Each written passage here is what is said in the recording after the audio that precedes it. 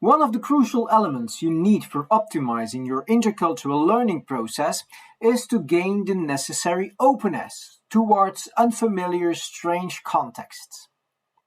Therefore, a non-essentialist communication frame can be very useful.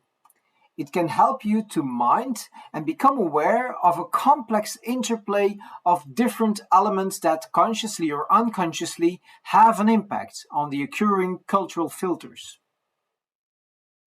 To define and become aware of these elements, we can bring in Holliday, Kuhlman and Haidt, authors of the textbook Intercultural Communication, an advanced resource book. They refer to three major themes that have an impact on intercultural communication, namely identity, othering, and representation. From this structure, they derive concrete disciplines with the intent of making intercultural communication more effective. We would like to aim at bringing additional structure to that valuable list of disciplines, so that the user can better understand not only the relationship between the different themes and disciplines, but also the different layers of meaning in it.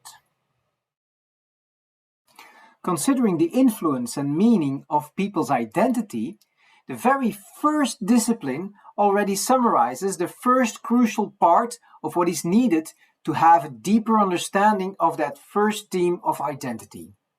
Respond to people according to how you find them, rather than according to what you have heard about them. So the discipline contains two components. Let's focus on the first one. Respond to people according to how you find them. That means that you have to be aware of three things. People can close ranks and exaggerate specific aspects of their cultural identity once they are in a difficult, strange environment. That is discipline 5.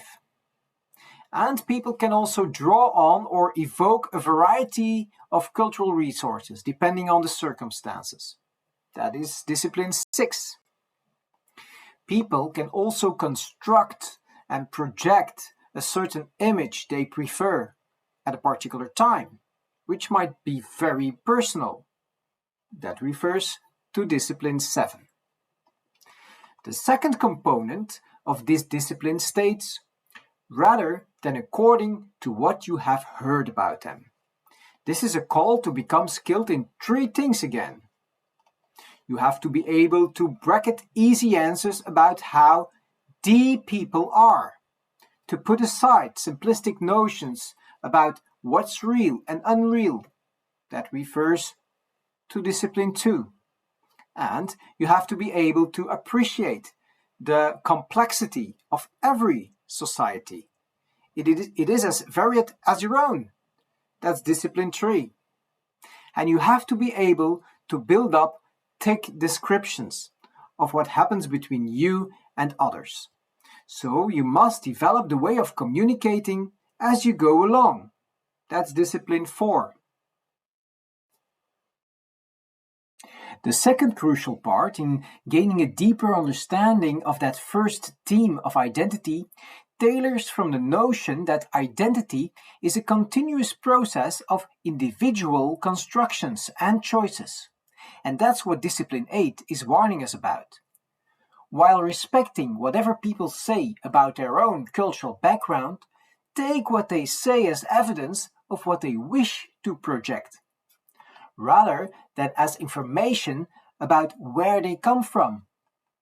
Again, this discipline is built up in two components. The first one urges us to take what people say as evidence of what they wish to project. There are two other disciplines that make us fully understand what that means. We have to understand how people are creating and indeed are negotiating their cultural identity in the very process of communicating with us. That's discipline 10. But we also have to appreciate that you, me, we too are creating and negotiating our own cultural identity in the process of communicating with each other or with others. That's discipline 11. The second component of the discipline reminds us not to take what people say as information about where they come from. So the consequence is that we cannot generalize that information to other people who come from the same background. That's discipline 9. And that the creation and negotiation of cultural and personal identity are one and the same thing, which is discipline 12. In the textbook of Holliday, Coleman and Hyde, it is indeed said that we have to avoid preconceptions and overgeneralization and to appreciate complexity. How? By employing bracketing and tick descriptions, and by welcoming the unexpected. So using the disciplines now to rephrase that, remember to respond to people according to how you find them and take what they say as evidence of what they wish to project, rather than as information about where they come from or what you have heard about them. The most central discipline that urges us to reflect on the othering process that we all might fall prey to, either consciously or unconsciously, is discipline 13. Avoid falling into the culturist trap of reducing people to less than they are, in the same way as we must avoid racial and sexist traps. How can we fall into that culturist trap? Well, by being not aware that what happens between yourself and others is always influenced by your preoccupations on the one hand, and the environment within which you communicate on the other hand. That's discipline 14. And these preoccupations can in themselves arise from previous experiences of the exotic, as stated in discipline 16. And becoming aware of these preoccupations can make us understand what it is that people from other backgrounds are responding to. So if we are not fully aware of these preoccupations and the respective response, we again risk falling into that culturist trap. Discipline 15.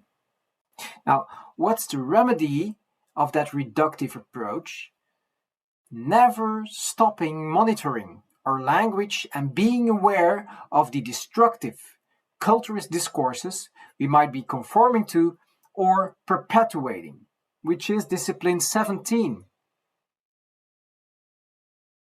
Holliday, Coleman and Hyde summarize all that when they encourage us to seek for a deeper understanding of prejudice, preoccupations, and discourses that lead us to othering.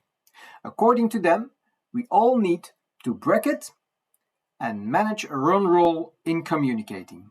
So again, to rephrase that, always mind not reducing people to less than they are.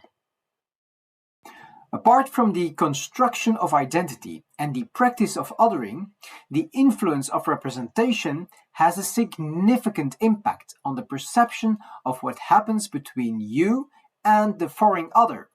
Discipline 19 summarizes all that very well and again breaks down into two components with different emphases.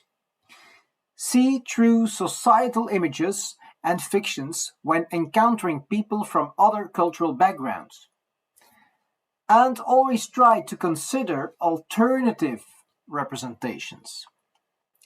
The first component about seeing through societal images and fictions is supported by discipline 18, that reads, be aware of the media, political and institutional influences in your own society which lead you to see people from other cultural backgrounds in a certain way, which in turn is complemented by discipline 21. Be aware that even images projected by sensitive, intellectual, critical sources can seduce our own sensitivities and intellects into thinking that they are true.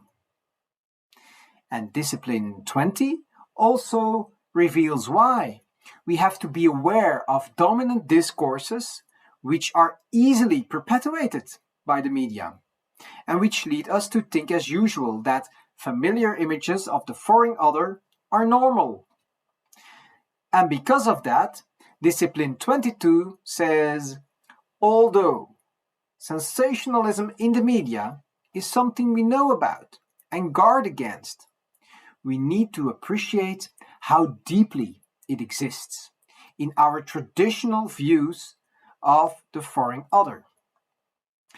In short, the first component warns us about popular societal images and fictions coming from media, political and institutional influences, even from the sources known as being critical, and which are easily perpetuated, so that it is deeply ingrained in our think as usual truth, which makes it not easy to apply.